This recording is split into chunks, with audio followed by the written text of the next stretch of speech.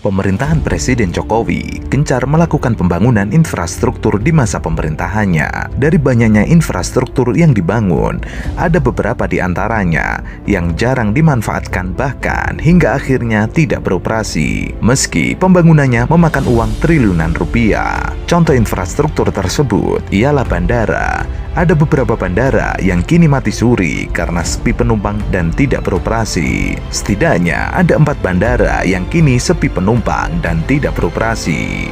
Yang pertama, JP Sudirman Purbalingga.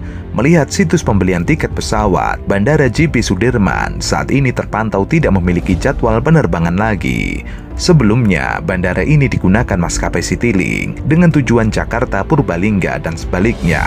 Namun belum lagi terlihat ada jadwal penerbangan pada platform penjualan tiket pesawat. Wings Air juga sempat menggunakan bandara ini untuk penerbangan dari Pondok Cabe pada 5 Agustus 2022.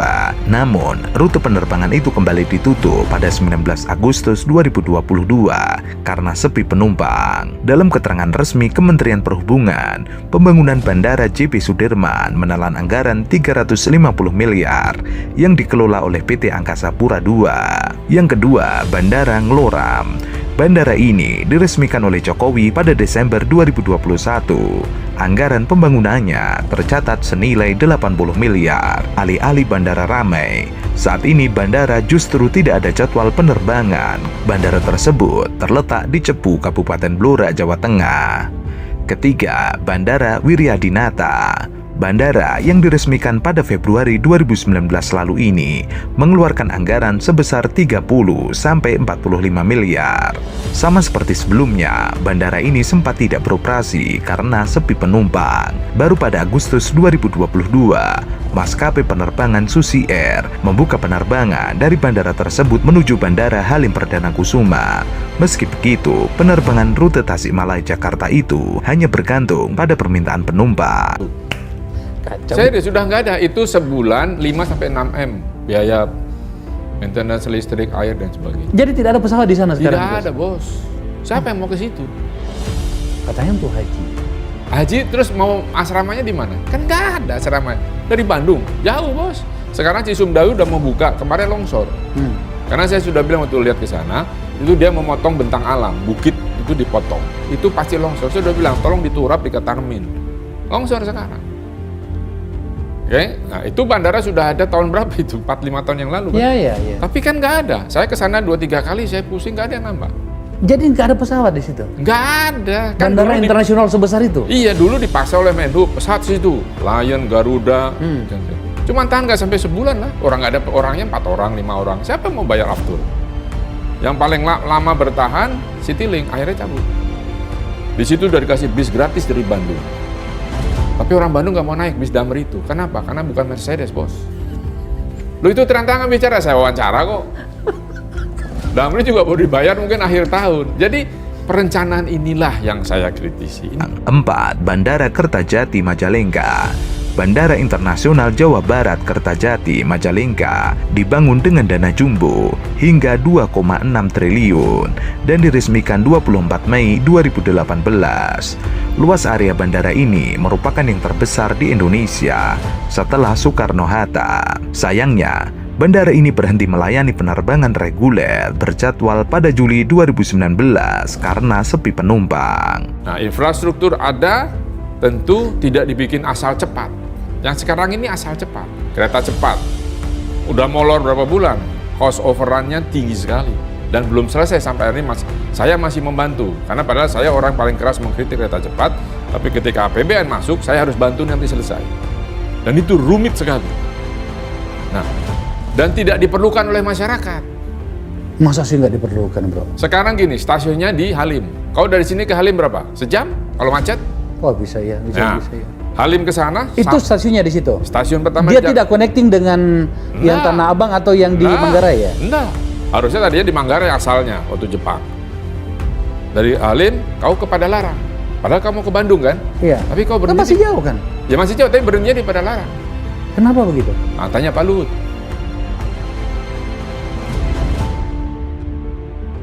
LRT Jakarta. Proyek yang dikerjakan Badan Usaha Milik Daerah Provinsi Jakarta ini juga dituding masih sangat sepi. Padahal proyek itu dibangun dengan anggaran cukup besar, sekitar 6,8 triliun.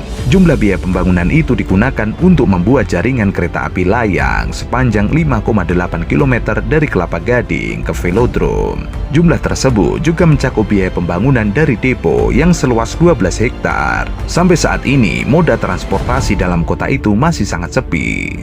PT LRT Jakarta mencatat rata-rata jumlah penumpang di semester 1 2022 mencapai 1.400 sampai 1.500 penumpang per hari. Padahal, satu rangkaian LRT Jakarta dapat menampung penumpang maksimal 270 penumpang per satu rangkaian LRT sendiri dari 2 kereta dengan kapasitas maksimal 135 orang. Rute yang pendek dinilai banyak kalangan menjadi masalah utama sepinya LRT Jakarta. Dalam catatan, walaupun operasinya sepi di fase pertama dengan rute sepanjang 5,8 km, LRT Jakarta akan diperluas jaringannya. Proyek ini akan dibangun fase berikutnya dengan rute stasiun Pegangsaan 2 di Kelapa Gading menuju stasiun Jakarta International Stadium. Model yang dibutuhkan untuk proyek ini kira-kira sebesar 7 triliun. Bakal ada 6 stasiun, yaitu Britama, Arta Gading, Sunter Timur, Gelandang Remaja, Sunter Barat, dan berakhir di J sepanjang 8,2 km.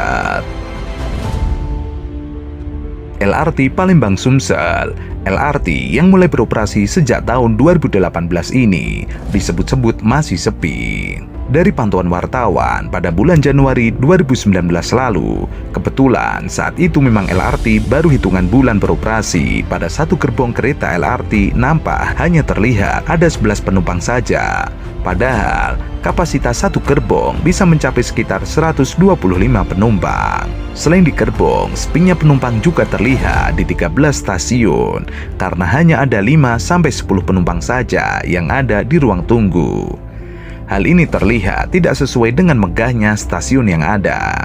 Sementara untuk beberapa stasiun yang ramai terlihat hanya ada di stasiun DJKA, Jakabaring Ampera, Pasar Cinde, Bumi Sriwijaya, dan stasiun akhir Bandara SMB 2 Palembang. Menteri Perhubungan Budi Karya Sumadi saat itu pun menjawab masalah sepinya LRT Palembang. Budi Karya mengaku optimis ular besi itu akan digunakan masyarakat kota Palembang. Namun semua butuh proses. Makanya bila sepi wajar saja, butuh waktu dalam mengubah kebiasaan masyarakat. Kemenhub sendiri baru-baru ini menyatakan penumpang LRT terus meningkat. Per 23 Agustus 2022 saja, jumlah penumpang sudah mencapai hingga 1.700.000 orang. Jika rata-rata penumpang harian bisa konsisten, maka hingga akhir tahun diproyeksikan jumlah penumpang LRT bisa melebihi masa sebelum pandemi, yaitu sebanyak 2,7 penumpang. Nilai investasi LRT Palembang sendiri sebesar 10,9 triliun. Jumlah itu turun dari nilai awal yang sebesar 12,5 triliun rupiah. Ya, ditetapkan di Padalarang. Tidak ke Tegaluar. Tegaluar itu deponya saja. Ya kau bisa ikut sampai depo bisa, tapi turun Padalarang. Siapa yang mau naik? Orang nenteng bawa anak, bawa koper, bawa dus mie instan, nunggu angkot atau nunggu kereta lokalan. Kan lama bos. Kayak kereta bandara kan juga tidak ada yang naik karena konektivitasnya nggak ada. Ada tapi lama.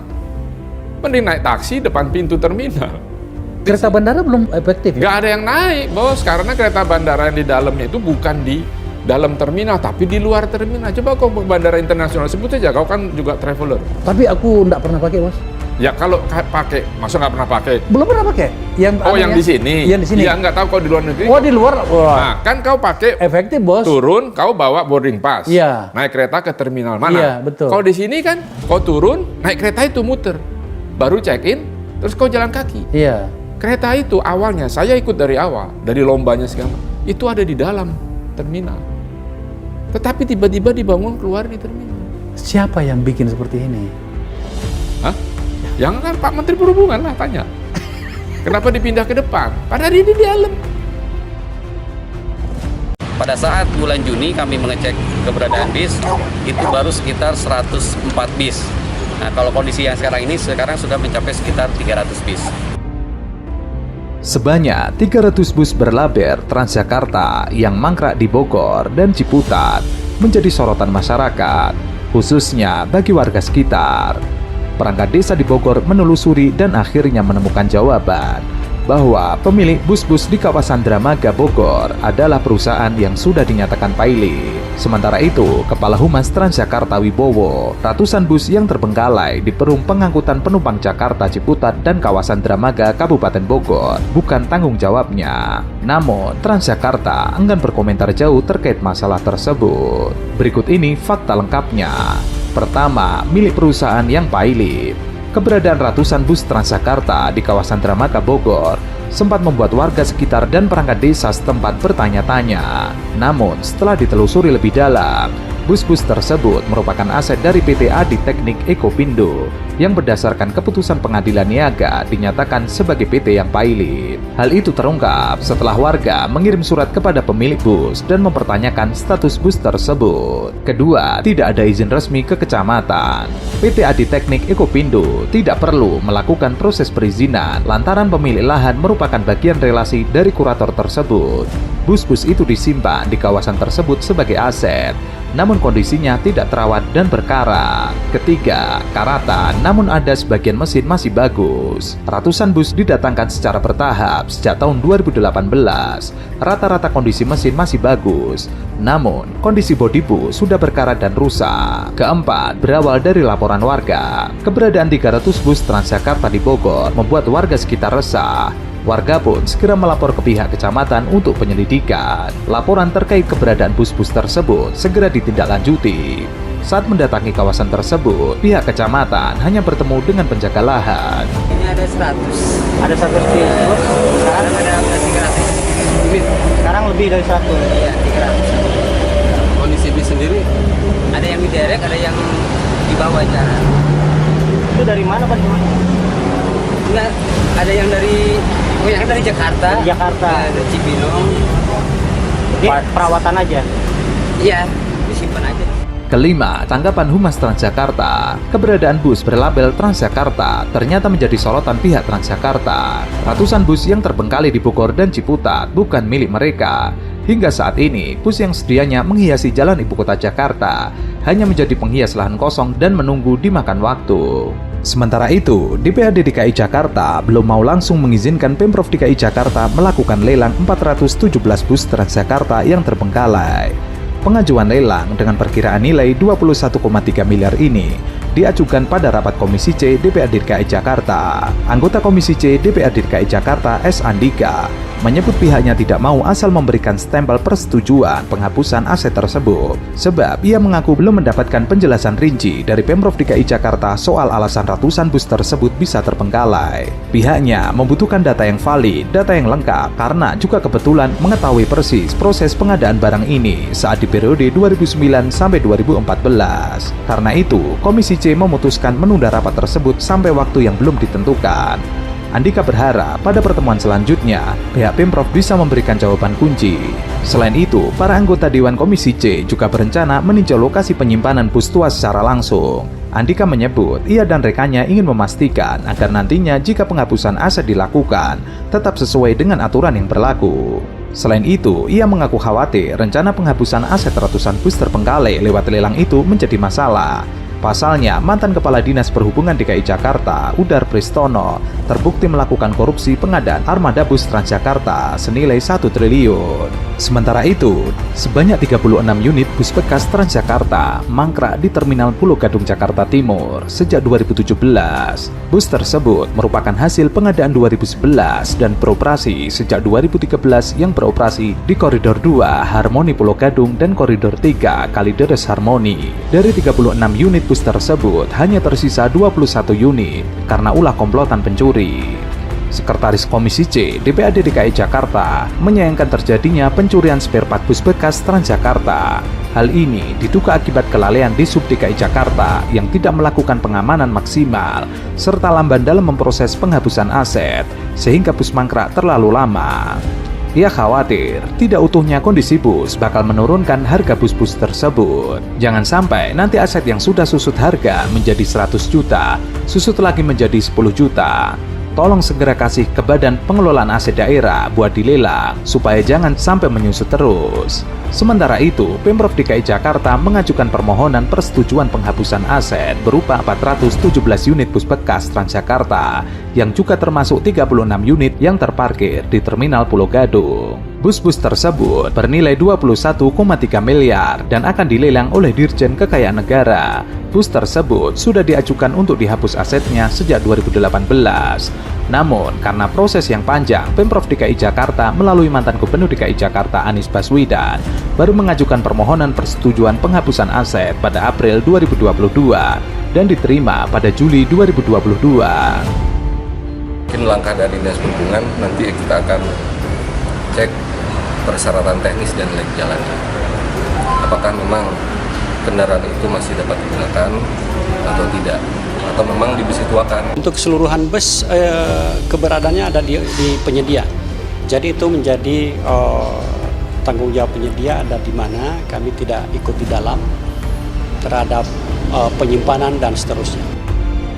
Ratusan bus Transjakarta hasil pengadaan tahun anggaran 2013 hanya dibiarkan teronggok pada lahan di depan Rumah Sakit Karya Bakti Pertiwi, Jalan Raya Dramaga Bogor. Menurut catatan Dinas Perhubungan DKI Jakarta, jumlah totalnya mencapai 483 unit bus. Demikian dinyatakan Kepala Dinas Perhubungan DKI Jakarta, Syafrin Liputo. Berdasarkan data pengadaan pada tahun 2013, bus-bus itu merupakan aset bekas perusahaan penyedia bus Transjakarta yang telah dinyatakan pilot. Namun sialnya, Pemprov DKI Jakarta telah membayar uang muka sebesar kurang lebih 110 miliar dan pihak penyedia bus sudah menerimanya. Di bawah Gubernur DKI Jakarta Anies Baswedan, Pemprov DKI Jakarta menagih uang muka tersebut kepada perusahaan penyedia bus Transjakarta. Langkah hukum akan dilakukan oleh Pemprov DKI Jakarta. Tentu, pemerintah Provinsi DKI Jakarta pedomannya adalah hasil audit yang dilakukan oleh BPK, dan BPK sudah memberikan rekomendasi terhadap LHP laporan hasil pemeriksaan tersebut. Laporan hasil pemeriksaannya sudah ada. Selama ini, upaya penagihan sudah beberapa kali dilakukan Pemprov DKI Jakarta, namun hasilnya masih nihil. Apalagi perusahaan-perusahaan penyedia bus Transjakarta tersebut telah dinyatakan pilot. Langkah hukum berupa gugatan baru akan dilayangkan. Pasalnya, selama ini upaya yang dilakukan baru sebatas negosiasi. Pertama adalah berbagai upaya negosiasi sudah dilakukan. Kemudian para pihak sudah dinyatakan pilot. Karena mereka berproses, ternyata seperti ini jadi tidak dilanjutkan. Hanya saja, selama proses negosiasi berlangsung, Pemprov belum bisa merinci dari total uang muka ada yang sudah dikembalikan atau memang belum dikembalikan seluruhnya. Saat ini, Pemprov DKI Jakarta masih ingin menagih pengembalian itu. Ternyata setelah dinyatakan pilot, otomatis mereka tidak bisa lagi mengembalikan. Jadi Pemprov memajukan ke tingkat yang lebih tinggi untuk ranah hukumnya. Itu baru sekitar 104 bis. Nah, kalau kondisi yang sekarang ini sudah mencapai sekitar 300 bis. Nah, itu mungkin yang dapat kami jelaskan. Kondisi bis sendiri? Kondisi bisnya rata-rata mesin sih hidup, tapi dalam kondisi bodi banyak yang rusak juga. Untuk diketahui, laporan resmi Komisi Pengawasan Persaingan Usaha mencatat perusahaan PT Putra Adikarya Jasa merupakan salah satu entitas bisnis yang pernah melakukan pengadaan bus-bus Transjakarta. Untuk diketahui, PT Putra Adikarya merupakan perusahaan terlapor dalam perkara dugaan pelanggaran Undang-Undang Nomor 5 Tahun 1999 terkait pengadaan bus Transjakarta tahun anggaran 2013 di DKI Jakarta. PT Putra Adikarya Jaya hanya satu dari 9 perusahaan yang menurut putusan KPPU terbukti dalam persengkokolan tender secara horizontal dan vertikal, sehingga wasit persaingan usaha memberikan hukuman denda kepada pelaku pengadaan bus Transjakarta termasuk PT Putra Adikarya Jaya pada September 2015. KPPU memutuskan para peserta tender melanggar pasal 22 Undang-Undang 5 Tahun 1999 yang berbunyi pelaku usaha dilarang bersekongkol dengan pihak lain untuk mengatur atau menentukan pemenang tender sehingga dapat mengakibatkan terjadinya persaingan usaha tidak sehat. Kemudian pada 8 April 2017, Pengadilan Negeri Jakarta Pusat menguatkan putusan KPPU di kasus tender. Salah satu peserta tender, PT Industri Kereta Api, mengajukan permohonan kasasi. Akhirnya, pada 10 April 2019, MA menolak kasasi peserta tender. Seperti diketahui, tender bus Transjakarta bernilai setengah triliun rupiah lebih pada 2013 berakhir sengkarut. Kepala Dinas Perhubungan DKI Jakarta dipenjara dan tendernya diwarnai persekongkolan.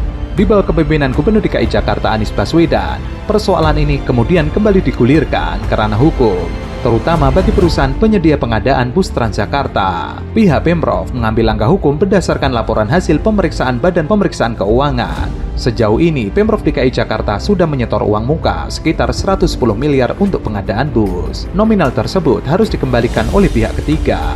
Dalam hal ini adalah sejumlah perusahaan yang sempat memenangkan lelang tender pengadaan bus Transjakarta. Pasalnya, perjanjian pengadaan dengan pihak ketiga telah dinyatakan batal demi hukum. Mungkin langkah dari Dinas Perhubungan nanti kita akan cek persyaratan teknis dan layak jalannya. Apakah memang kendaraan itu masih dapat digunakan atau tidak, atau memang dibisituakan.